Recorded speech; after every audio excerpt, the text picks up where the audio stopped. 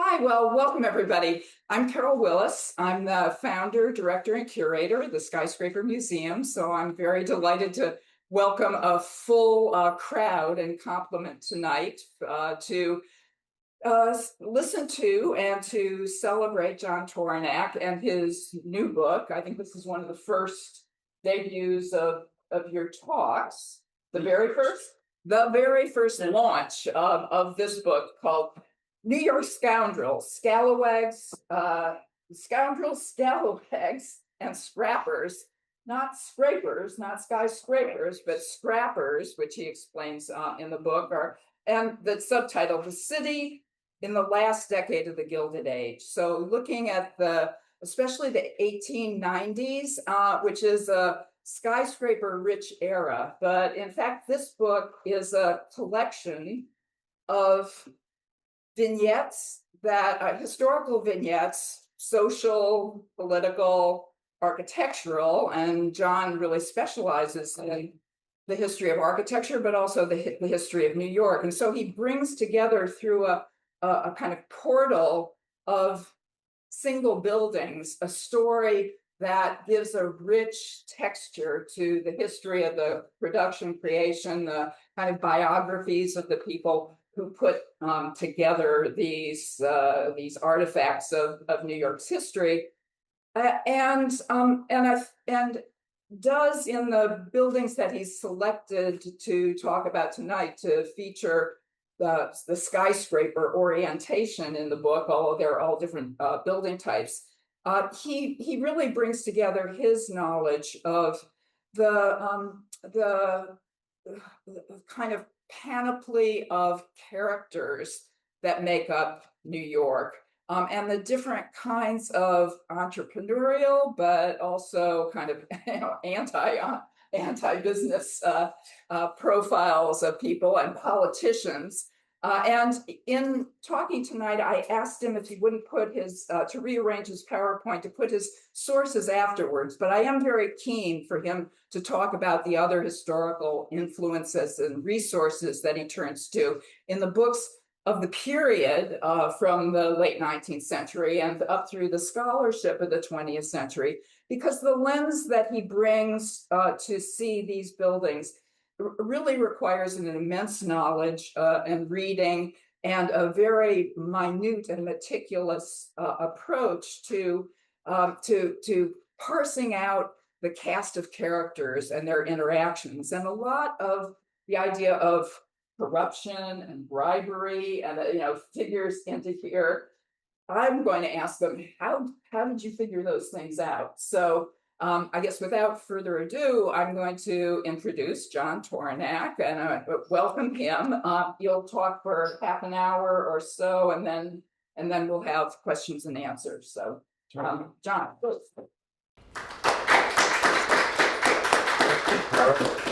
I think when Carol wants to start a new career, she should be my PR person. You're looking at the cover of Scoundrels, and the art direction encapsulates the book. The photo shows the literal city, and the yellowed, scruffy title area provides a hint of the other side of all the G-I-L-T guilt, the G-U-I-L-T side, if you will. You'll see the 6th Avenue L, which had a station at 18th Street, in front of a building with a tall tower topped by a gilded dome. That was the Siegel Cooper department store between 18th and 19th Streets. The story on Siegel Cooper synthesizes several of the leitmotifs of this book. As I say in the introduction, the decade of the 1890s is specifically called the gay 90s, which is a bit of a misnomer. There was a high degree of gaiety, all right, but it was generally reserved for the top 10%ers. If you were a common working stiff, or worse, a common working stiffette, life was not so gay. The building's presence, however, was something. The tower reached 250 feet into the sky. I never have understood the structure of the tower, whether it had a frame of iron or steel, or whether the walls were self-supporting. But I have a hunch that the tower was there more for bragging rights than for serving any function. Topping the tower was a searchlight that was billed as the largest light ever made. Its beam of light was so powerful that someone on the Poughkeepsie Bridge, 77 miles away, could turn his back on the searchlight at night and read a newspaper by its light. There was, however, one tower in the neighborhood that was taller, and that was atop Madison Square Garden. That tower reached 332 feet to the top of the statue of Diana, and it was certainly more for aesthetics than practicality.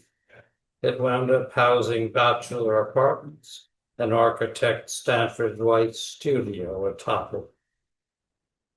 The garden was metal framed, but what the metal was is up for grabs.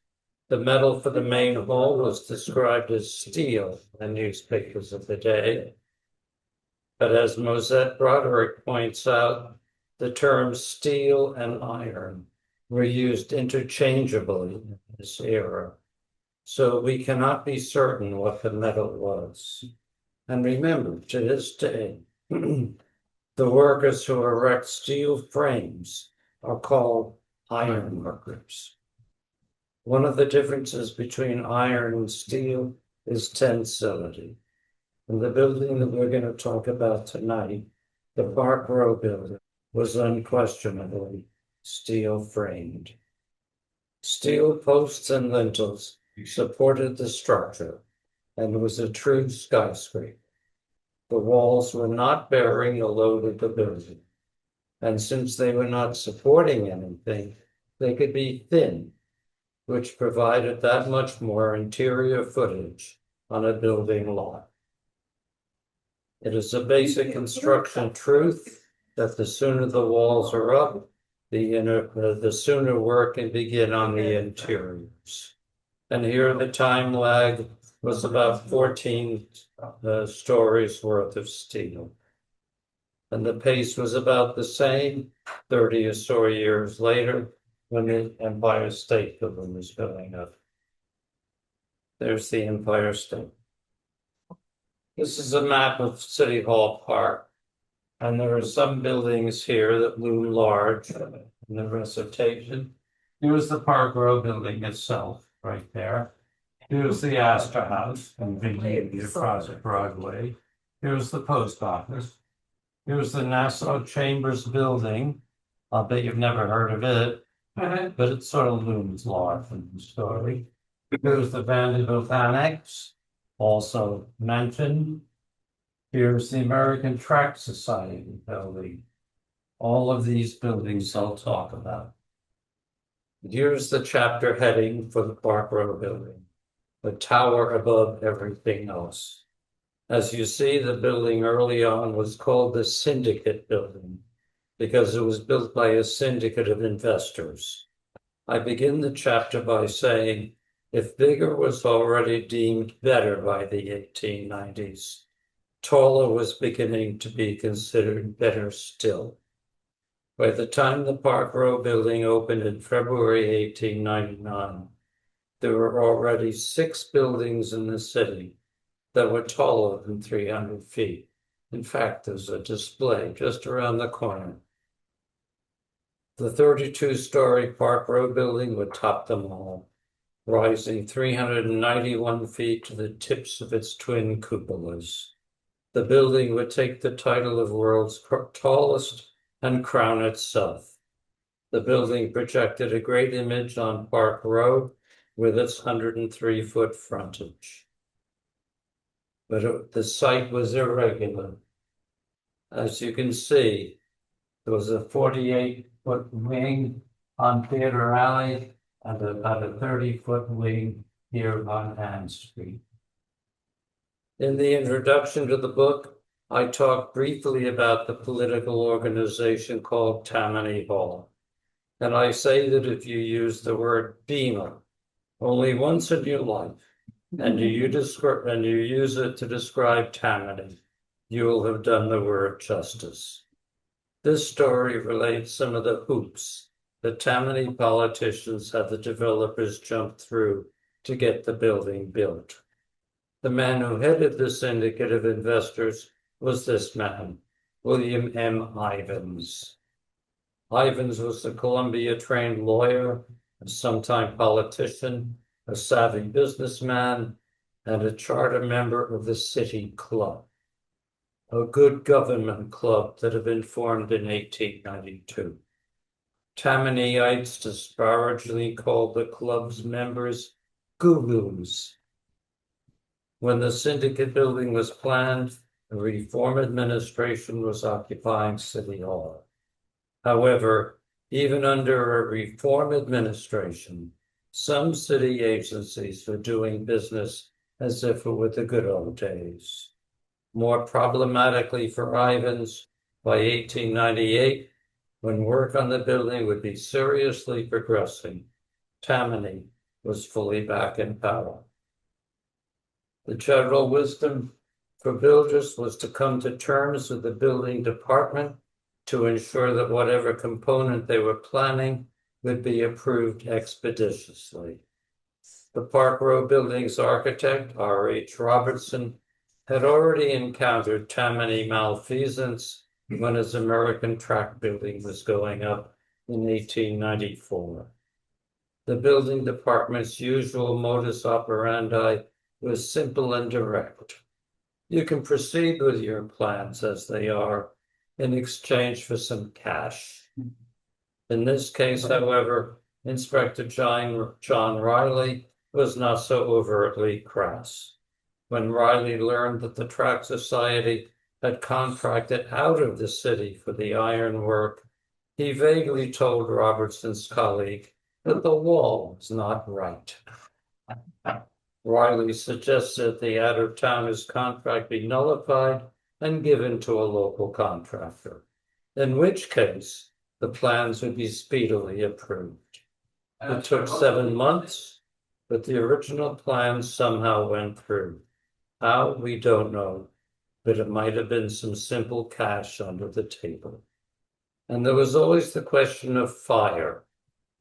The fire in the 5-story World Building in 1882 killed 12, most of whom died because the fire department's extension ladders fell short of the top floors.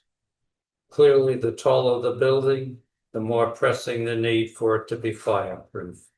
And the ordinary fee slipped under the table was a few $1,000s for 150-foot structures, with the fee rising in proportion to the height of the proposed building.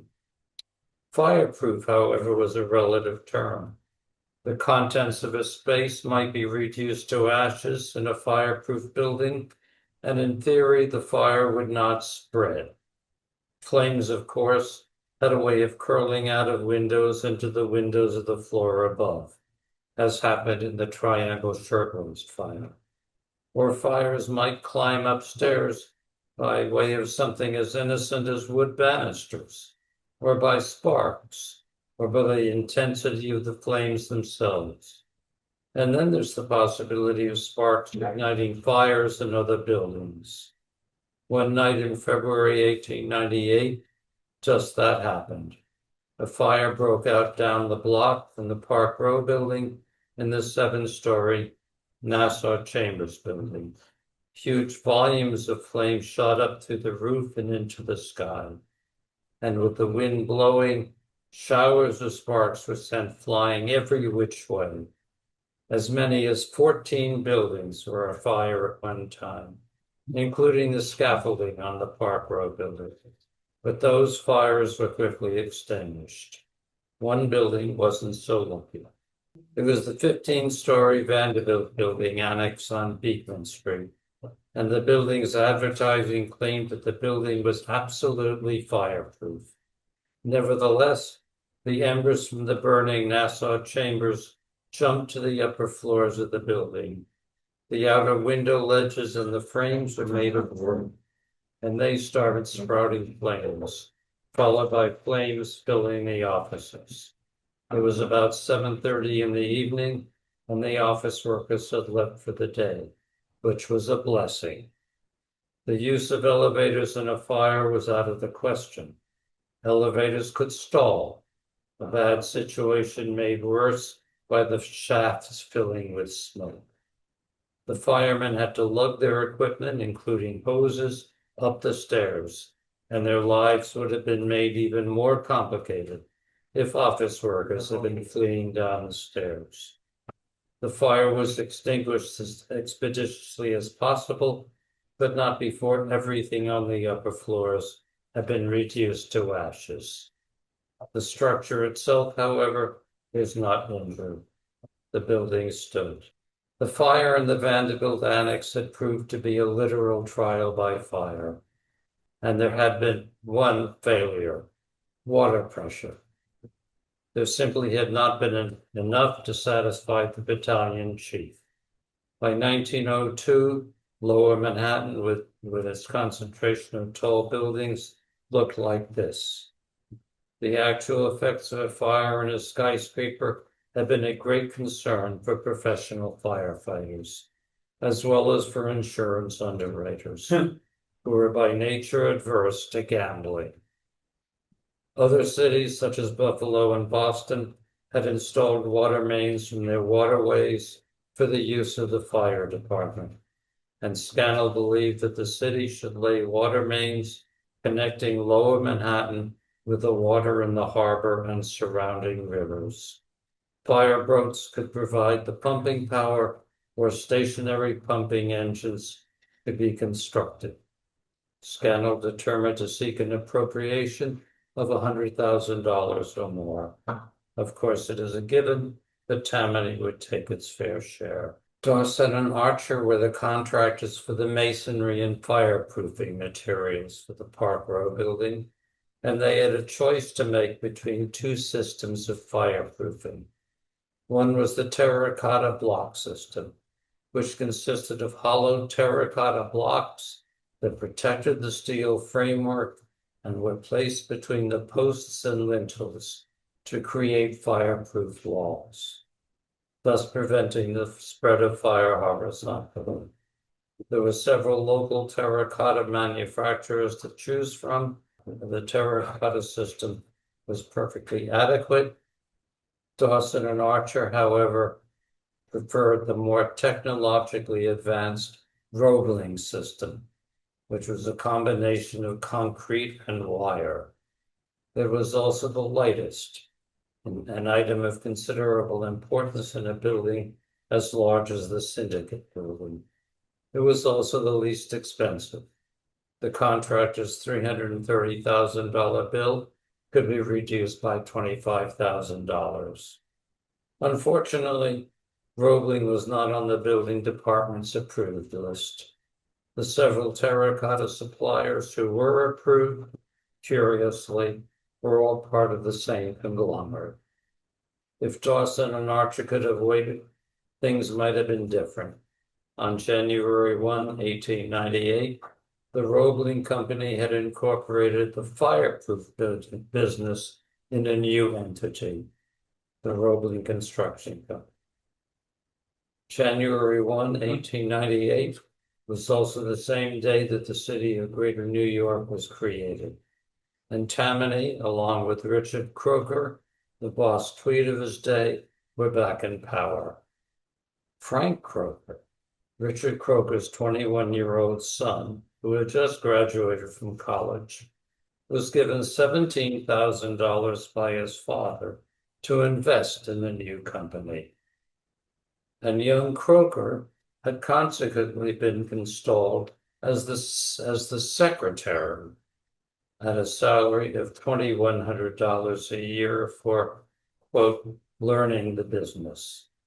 That's being paid about the equivalent of $75,000 a year to go to school today. A legal consultant to the new firm was Charles McCann, who received a retainer of $5,000 as counsel to the new Roebling entity. McCann admitted to having little experience in building law, but he knew how to present claims, again, in a proper manner before the Building Codes Commission. McCann was a nephew of Richard Croker. Roebling was suddenly on the improved list, although it was too late for Dawson and Archer. In addition to fire protection, a prerequisite for skyscrapers was dependable elevator service. The introduction of elevators had turned rental pricing on its head. Before elevators, the higher the floor, the more flights had to be climbed, the lower the rent. With elevator service, however, the higher the floor, the more desirable, and the higher the rent. The American Tract Society building, here the tall building second from the right, had suffered several problems with one of its 6 Otis hydraulic elevators. By September 1897, the elevator had suffered its 4th accident. For the 10 passenger elevators in the Park Row building, architect Richardson chose the electric Sprague system. It's great. SPRAGUE. It's great. I have a footnote for the electrical engineer, Frank J. Sprague. Hands up for those who've heard of him. I know 1, 2, 3, 4. This illustration of the unsung hero of New York City is from King's Notable New Yorkers, and it is sharing the page with none other than Thomas Edison and Nikola Tesla. Sprague had already provided the Siegel Cooper department store with 16 elevators, and among Sprague's later accomplishments, he was in large part responsible for laying the groundwork for the electrification of the subway, including the first successful subway system, the Interborough Rapid Transit, along with the electrification of the rails for Grand Central Terminal with William J. Willis. Here is his plan for the 3rd rail that was approved by the Patent Office in 1908. And only last week, I discovered that Sprague even designed cars for the Paris Metro in 1908, cars that were in service until the 1950s. But back in New York, except for the usual negotiations with Tammany, progress on the construction went swimmingly until Friday, December 17th, 1897. It was the week before Christmas, and the ironworkers went on strike against the contractors J.B. and J.M. Cornell, the leaders of the Iron League. The striking union members' complaint was simple. Cornell was employing non-union iron workers on the job. John Carroll, the iron contractor for the syndicate, determined to stand firm. It's the same position that the management of the Siegel Cooper department store had taken when construction workers were told to put in 9-hour days instead of the union standard for an 8-hour day. With one difference. Siegel Cooper froze out the strikers and hired finks, with the police called in to protect them. The syndicate was not quite so bad, and the bricklayers on the syndicate building, although sympathetic to the ironworkers, did still report to work on Monday the 20th. They could not work, thus they would go unpaid. It was Christmas time, just when the workers needed every penny. They wanted to get back to work, and the syndicate wanted them to get work. If only to remain on schedule. Sure enough, after some negotiations on the Monday morning after Christmas, both sides gave a little and work began again. With Tammany back at the helm in 1898, how did the good government Ivans manage to get the syndicate building finished? And the answer is that one member of the syndicate pulled some weight in Tammany Hall. August Belmont, the second generation banker by that name, whose firm, Belmont and Company, represented the Rothschild Bank in the United States, understood what the anti-Tammany Ivans would be up against with Tammany back in power. And by 1898, Belmont had convinced Ivans to step down. By then, Belmont had become the principal stockholder in the syndicate building, and it's not that Belmont himself was active in Tammany, although both his banker father and politician Perry were. August Sr. had been one of the founders of the Manhattan Club, for instance, a Tammany stronghold. Belmont might have spoken softly, but he carried a big political stick, and he prevailed so that the building could. The champagne could start to flow. The first bit of good news, as the Times reported in January 1899, was that Tammany Mayor Robert Van Wyck wanted as many municipal departments quartered in buildings near City Hall as possible, a goal that had been around for a decade. Here's a postcard of how the building looked when it opened at the beginning of 1899.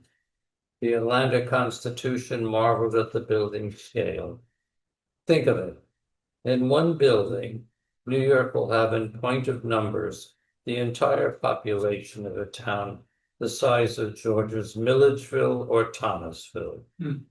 The building's renting agent, Douglas Robinson, placed an ad in the Times with a headline of 3 little words: Park Row Building. The headline could have been 6 little words: We love the Park Row Building. The copy led off stressing the building's ideal location, which faced the southern end of City Hall Park. With the crosshead "All service free," the ad proclaimed that included in the rent was steam heat, electric lights, and janitorial service. There are 39 offices on each floor, and management would divide the office space to match the tenants' needs. The building was fitted with all modern conveniences, including express and local elevator service. And the telephone service in every office came with a bonus.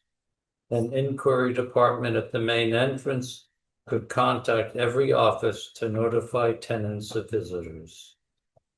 There were lavatories on every floor and basins with hot and cold water in every office, and a mail chute to save workers from having to go to the post office or find a mailbox.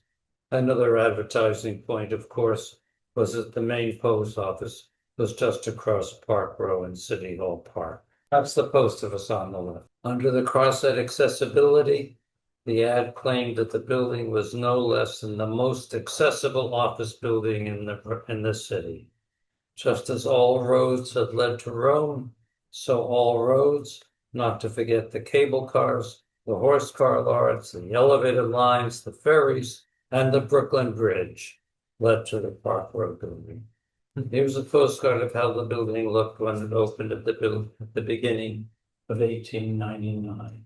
The advertising copy included the fact that Astor House was just a stone throw away on Broadway, and the copy stressed that the Astor was one of the city's most popular luncheon and watering holes. The Times reported that the deal with the city on the lease at 15 Park Road had the rent negotiated downward, with the syndicate assuming the unexpired leases on the offices where city departments had been located. Curiously, the Times also reported that negotiations had resulted in the landlord furnishing light, heat, and janitor service. A strange concession, since the building included those services as a matter of course, as the advertisement had stated. And the agreement came with another theoretical bonus to the city. Management would divide to suit. again, as management would do as a matter of course. The annual rental was about $77,000 for approximately 47,915 square feet on 7 floors from the 14th to the 20th. In 1900, the Park Row building attracted the offices of the newly created Rapid Transit Subway Construction Company, which by 1902 would be calling itself the Interborough Rapid Transit. This was the railroad owned and operated by August Bellman. They would be the city's first successful subway. The Interborough Rapid Transit, which you and I probably still call the IRT. The IRT's contractor, John B. McDonald, and his office staff had been occupying quarters in the Belmont Banking House, and they moved out and into its new offices on the 27th and 28th floors of 15 Park Row. There was no impropriety with the offices of Belmont's IRT moving into the building that he controlled. The Interborough was a private firm, not a municipal authority. Notice that in the 1899 postcard, there were 3 low-lying buildings south of the Park Row building, or on our right. The advertising copy did not mention the scale of the building, nor even that it was the world's tallest, but it did plug the fact that its upper stories afforded bird's-eye views of greater New York. To protect the building's light and air on its southern flank, the syndicate had been eyeing those 3 comparatively low buildings on the building's south side. The publisher Joseph Pulitzer owned the 2 flanking buildings, and he had tried to buy the middle one at 3 Park Row. It was the Mercury building, which the weekly newspaper had vacated in 1896. Pulitzer wanted to tear down all 3 buildings and erect a skyscraper on their site. Inexplicably, Pulitzer's attempts at buying the middle building proved fruitless. But August Belmont succeeded.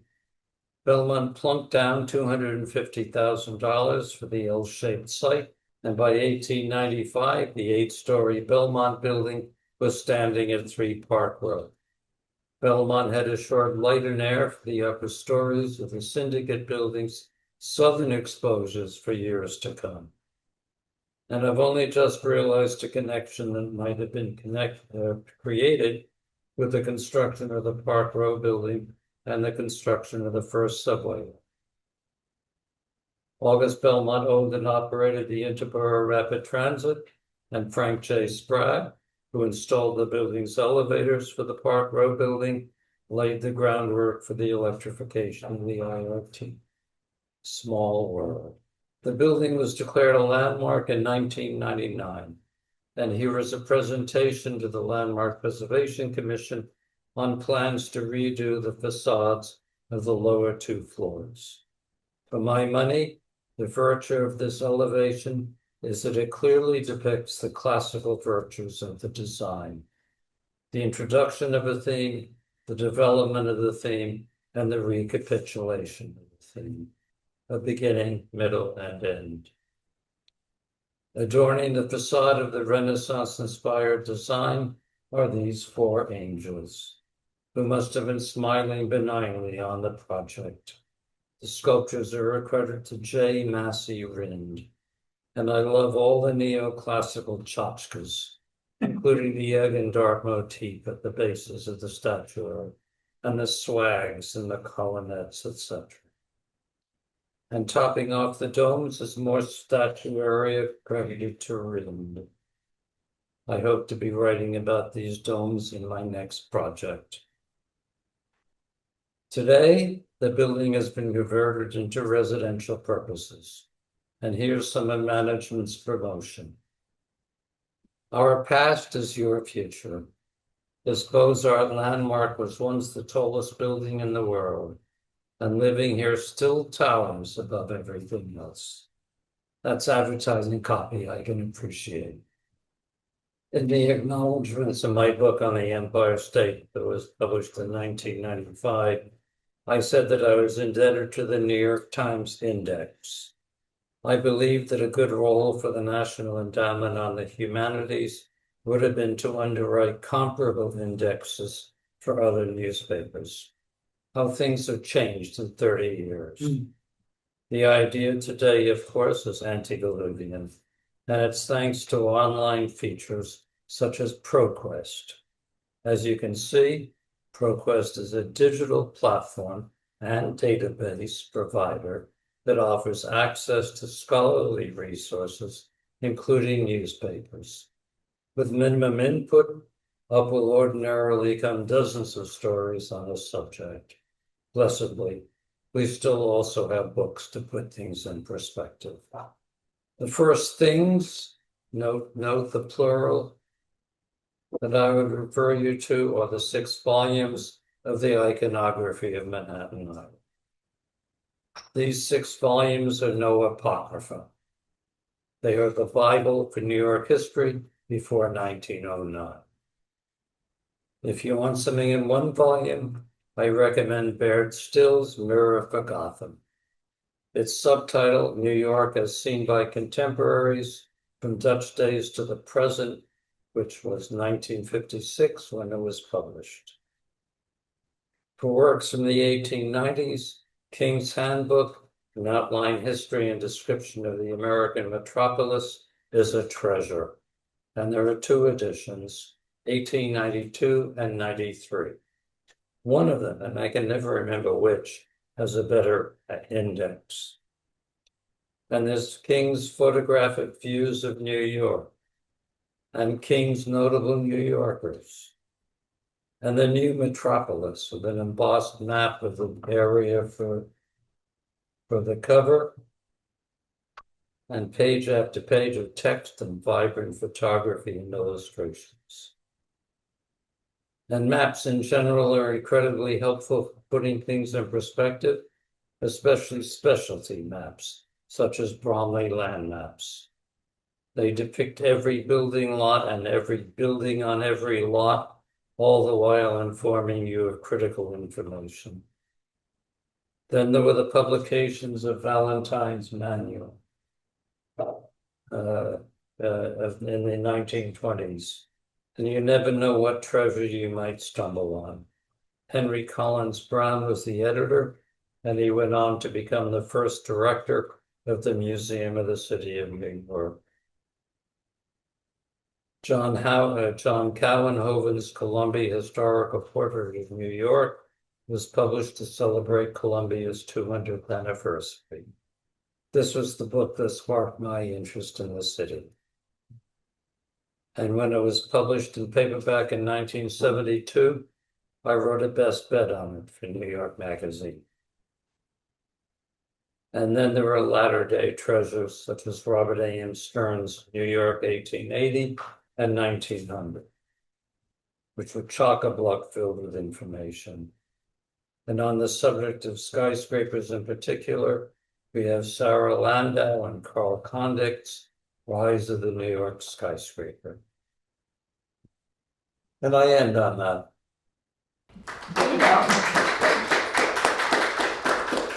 Some interrelated questions. Pulitzer, of course, owned the World, and you showed the World building slightly to the north, over near the Brooklyn Bridge. But you said that he also owned the properties to the south. Had he designed it to flank the Park Row building? The Pulitzer building housed his offices. Right, but that was to the north of the... Right. Okay. And he owned 2 of the 3 buildings south of... But it just was chance that he happened to own those properties that were there? But it was not, he didn't do it to flank the building. He had his eye on it in the 1890s. He was already eyeing it. And he owned the flanking building by 1898. Okay. It's also, the fire department, you talked about the issue with the ladders and the water pressure and the rest. I'm familiar with maps that were, of course, designed by the private fire bureaus or whatever. So that if one building was burning, but it was not covered by an insurance syndicate, it burned. at the time you showed this fire that took place, did we already have a New York Fire Department and had those private fire It was brigades gone? already a municipal agency. Okay. Other questions? Yes. What was your motivation behind this book? What was your motivation for the book? Money.